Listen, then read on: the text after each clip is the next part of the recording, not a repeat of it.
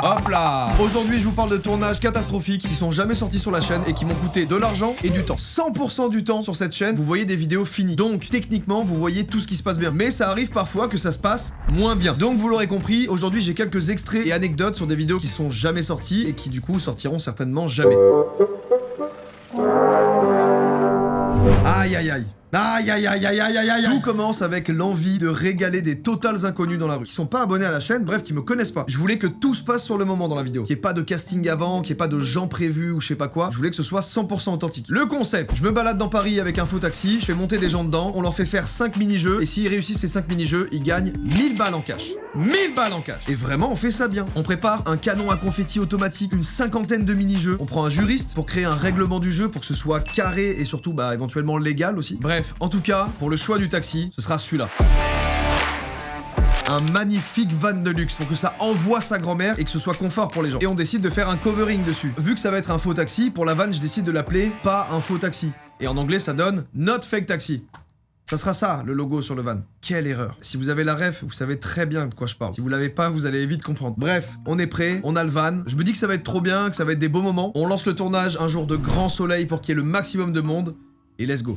Eh ben bienvenue, c'est parti. Et ce monsieur là, tu penses qu'il a envie de gagner 1000 euros? On peut lui demander. Hein. C'est vrai qu'on peut lui demander. Bonjour monsieur, comment allez-vous? Ça va? Écoutez, je fais un concept très simple. Vous avez du temps ou pas du tout? Pas du tout. Du temps pour gagner 1000 euros ou pas du tout? Non.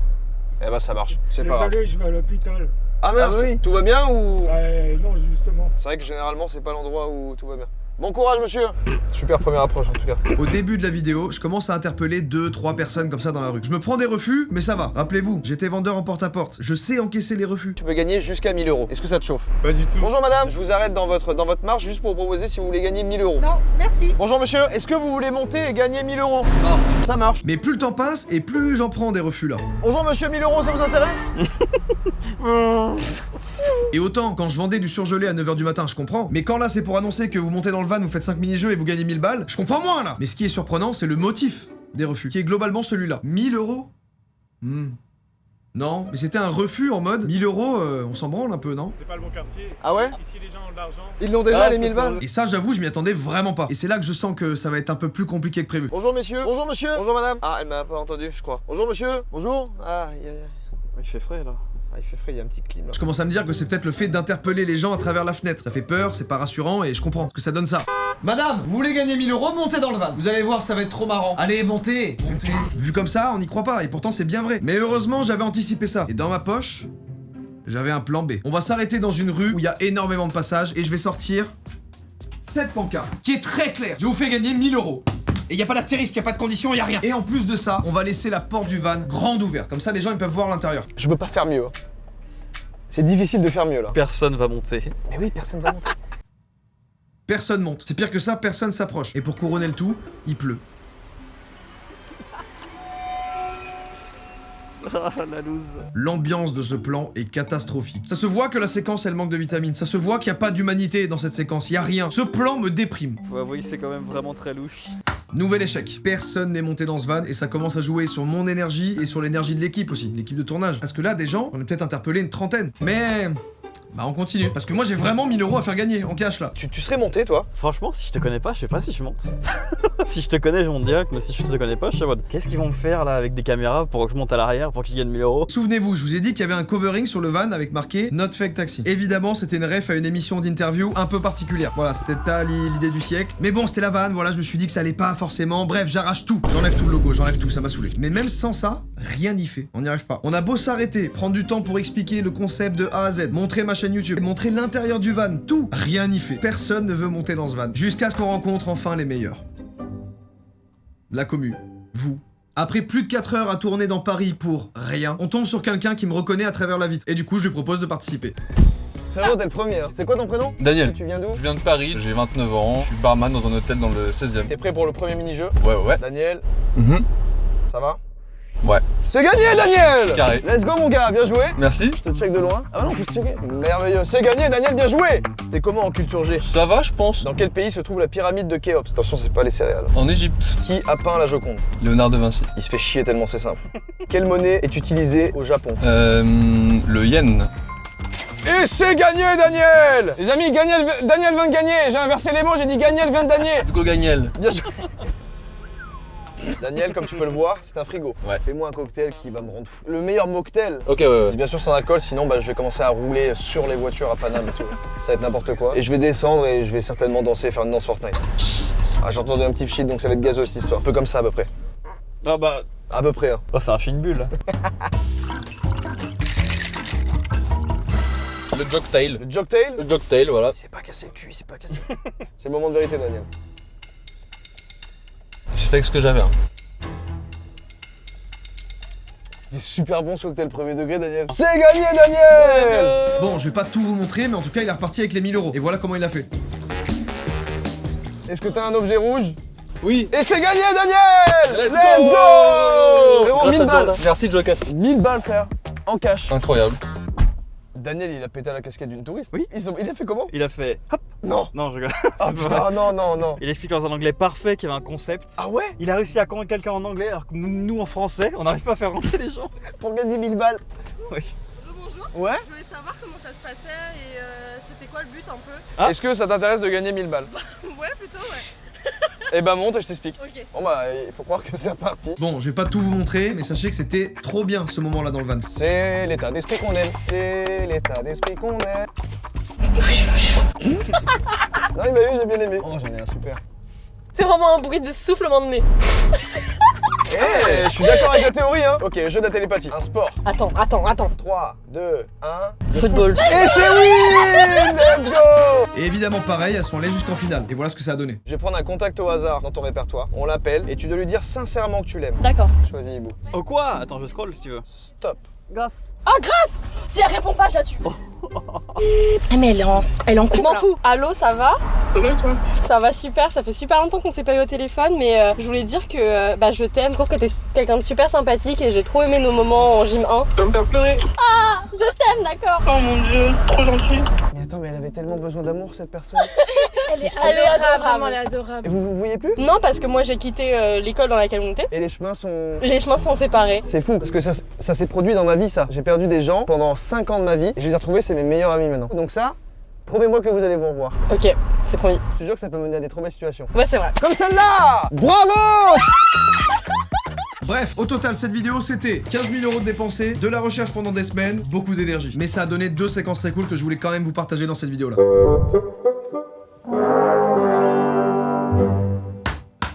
Celle-là, je l'ai pas vu venir. Et elle est vraiment tombée sur le pire tournage. Une étoile Italie, va fa un culo e tutti quanti, vous vous souvenez? Dans cette vidéo, on part 2 jours en Italie pour tester plein de lieux notés 1 étoile, donc très mal notés. Et cette anecdote, je pense qu'il y a pas mal de gens qui ont eu des galères de transport qui vont se reconnaître. Tout commence le 2e jour du tournage. 9h40 à Lyon, ok. Y a plus d'avion. On est obligé de faire Milan-Lyon, Lyon-Paris, c'est la seule solution. Dans la vidéo, à ce moment-là, on est parti de Rome et on rejoint Milan. Et pendant cette séquence que vous avez vue dans la vidéo où on est sur l'autoroute et il y a plein de bouchons là, Il faut allier. Oh non, il va péter le toit. il y a mon équipe de production qui nous appelle pour nous dire que notre vol de retour en France est annulé. Il y a une grève.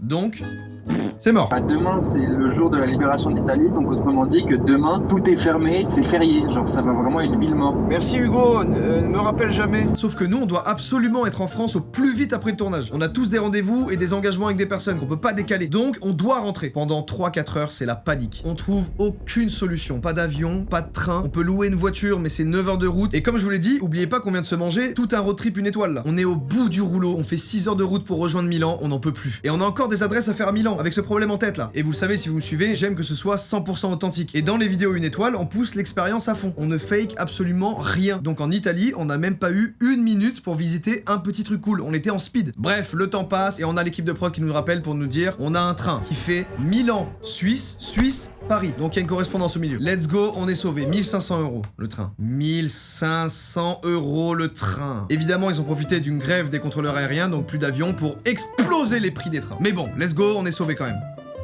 Non. Enfin, il a du retard ce train. Et du coup, on va rater tous les trains d'après, sauf qu'il n'y a plus aucun autre train de dispo. Donc on va être bloqué en Suisse. C'est chiant. Et oui, pour une raison inconnue, allant de un problème d'aiguillage jusqu'à peut-être un débarquement des aliens qui ont emporté des rails, il y a 2 heures de retard. On n'aura jamais la correspondance qui était de 8 minutes. C'est tout petit pour un si long trajet. 8 minutes de correspondance, merde. Et bah c'est baisé, parce qu'il n'y a plus aucun train qui rentre sur Paris. On est bloqué en Suisse en gros. Donc il a fallu qu'on reprenne un train en Suisse, qui nous ramène à un autre endroit en Suisse, dans une autre ville, à Bâle, là où le lendemain, très tôt, il y a un autre train qui nous amène à Paris. Avec une correspondance. Encore. D'ailleurs, j'ai trouvé le trou. Le trou de balle. Il me l'a volé. Putain, il me l'a volé, j'y crois pas. Mais avant ça, il a fallu qu'on trouve un endroit où dormir. Heureusement, sur le trajet dans le train pour arriver jusqu'à Bâle, on a réservé un Airbnb. On arrive enfin dans l'appartement après plus de 48 heures de tournage et après avoir aussi passé une demi-heure à trouver les clés parce que c'était un escape game pour trouver les clés dans un putain de boîtier de con. Et là, observez ma stupéfaction, regardez. On se rend compte que l'appartement qu'on a loué quelques heures plus tôt, il est occupé par d'autres gens qui y vivent. C'est pas ici, hein. Bah oui, un chargeur et tout. Bah oui. Non, parce qu'il nous a vendu un truc déjà loué en fait. On va se casser tout de suite. Oui. Après ça, je vous avoue que l'énergie, elle était à 0%. J'avais plus rien, j'avais plus de jus. Quentin a oublié sa valise. C'est le chargé de production de la société. Cette journée ne finira jamais. Elle est interminable. Du coup, on s'en va, on annule, on se fait rembourser et on cherche un hôtel aux alentours. J'essaye un hôtel, 2 hôtels, 3 hôtels, complet. Ou alors c'était vraiment des suites extrêmement chères. On se dit là qu'il faut une petite pause. On va du coup dans une grande enseigne qui vend du poulet. Arrivé sur place, il n'y a plus de poulet. Popeyes, fast food du poulet, n'a plus de poulet. On mange quoi? Du pain? Mais c'est pas grave, on mangera les boissons. Ah non, le simple petit plaisir du gobelet vide qu'on vient remplir à la fontaine d'Oasis, c'était de l'eau. C'est parti. Il devient zéro ce coca. Non mais il y a zéro, il y a tellement zéro qu'il n'y a rien. Il est bon. Il y avait plus rien. On finit quand même par trouver un hôtel qui est extrêmement cher par rapport à ce que c'était.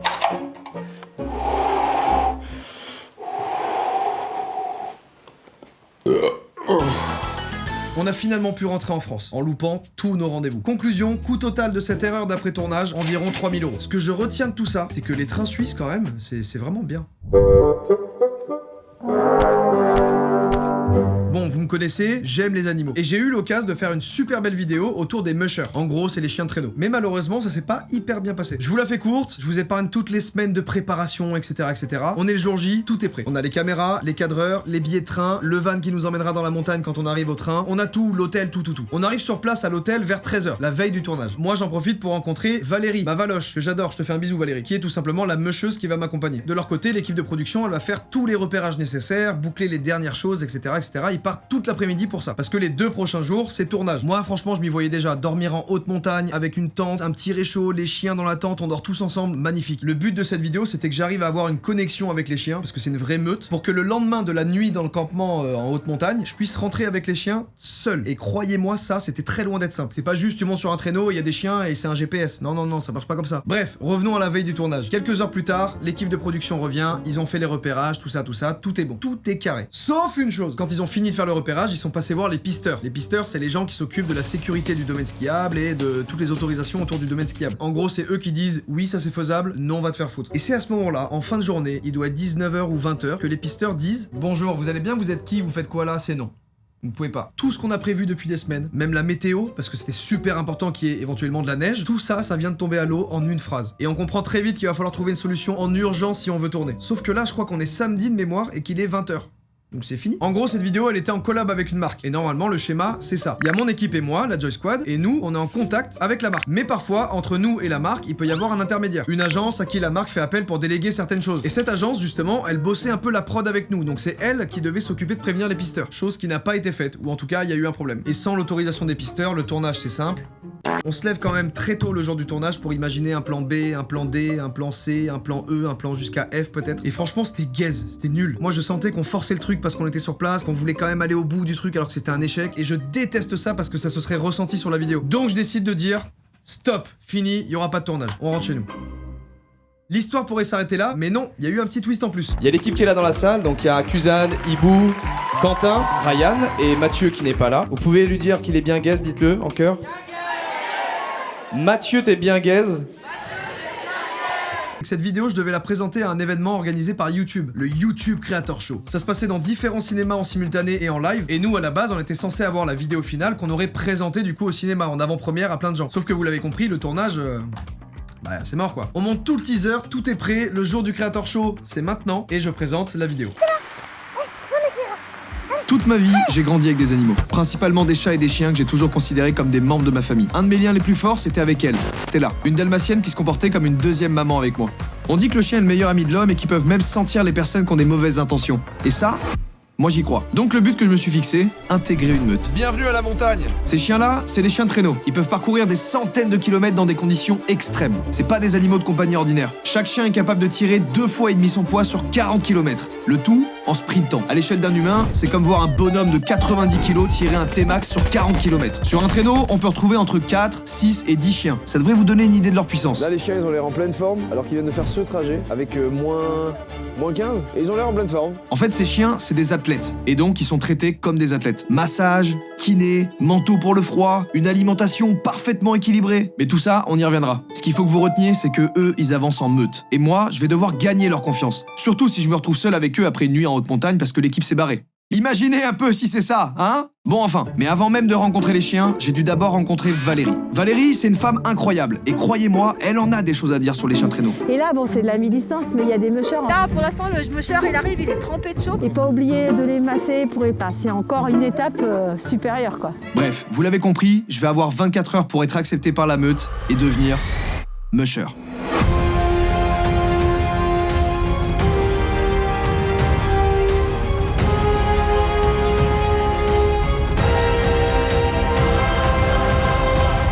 Oh non, il est tombé.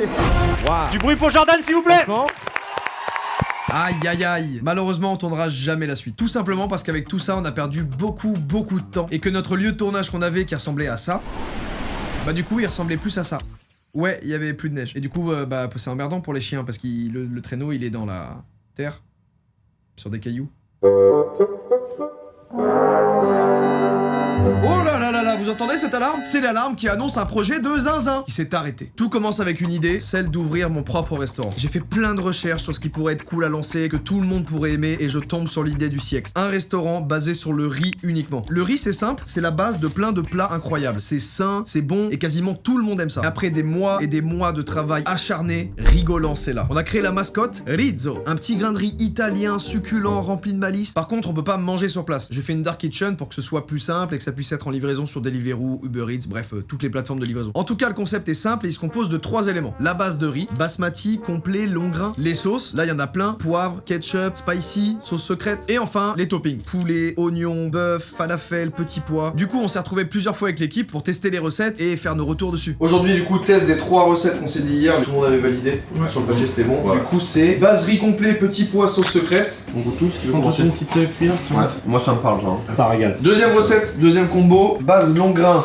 œuf, poulet, grenade et sauce poivre. Et ça, c'est magnifique, hein. Ça, c'est trop délicieux, hein. On a un menu pour les sportifs. Ouais. Un peu plus de grenade et c'est un banger absolu. Basmati et complet. On avait fait un mélange de 2 riz, lardon, bœuf, falafel, sauce curry. Ouais, celui-là, il est gourmand. En vrai, c'est vraiment beau déjà comme ça. Hein. Ouais, franchement, ouais. Riz long grain, sauce ketchup, oignon. C'est celui où sur lequel, dans tous les cas, on peut pas se couper et il faut pas se couper. Parce qu'à mon avis, c'est celui qui va être le plus commandé pour moi. Évidemment, on abordait aussi le sujet du prix. 19,50 en livraison à peu près 23 avec les frais de livraison. Ouais. Tu te rajoutes un supplément. C'est 3 pour le topping et 1,50 pour la sauce. 1,50 pour la sauce, ouais. C'est carré. C'est très carré. Franchement, pour la quantité, etc., et la qualité des produits, surtout vu que c'est fait. Ah oui, t'en as 40 pour ton argent, ouais. Bref, au début, je lance tout ça, mais sans vous en parler. Problème, c'est qu'au bout de 3 mois, j'ai généré seulement 1 million en chiffre d'affaires, ce qui est très peu par rapport au business que je voulais. Du coup, je trouve ça pas assez rentable et ça commence à devenir de plus en plus compliqué. Moi qui suis un grand fan de cuisine, je vais devoir dire adieu à mon rêve. Je me retrouve à devoir vendre le resto parce que ça fonctionne pas. Et c'est pour ça que vous avez jamais été au courant. Conclusion, j'avais une super idée avec un prix abordable, avec tout ce qu'il fallait, mais on n'aura tenu que 3 mois. Tout ça est faux! Évidemment, c'est faux. C'est juste une vanne qu'on a préparée avec l'équipe en une semaine. Rassurez-vous, tout est faux. C'est juste que j'en ai marre de voir des restos qui, sous couvert d'un concept un peu original, ils vendent des banalités à des prix exorbitants. J'aurais jamais pu me regarder dans un miroir si j'avais lancé des bols de riz au ketchup à 23 € en livraison, pitié. C'est vraiment me poser comme ça sur les gens et leur chier dessus. Tenez votre bol de caca, monsieur, vous voulez le manger, c'est 23 €. Honteux, j'ai pété un câble, c'est si bien présenté. Non, vraiment. Les gars, la sauce secrète bleue, c'était de la crème fraîche, avec du colorant. Après, c'est marrant, croiser un mec avec les dents bleues, il fait ah, toi t'as mangé chez Rigolance. Voilà pour ces quelques tournages qui sont passés de manière catastrophique. J'abuse sur le mot j'abuse. Mais bon, j'espère en tout cas que ça vous a plu. C'était ma petite vidéo chill de l'été, là, tranquille. Moi, je vais partir en vacances, là. J'espère que vous aussi, vous passez des bonnes vacances. Ou alors, force à vous si vous travaillez, vraiment, courage. En tout cas, je vous fais un bisou. On se retrouve bientôt pour une nouvelle vidéo.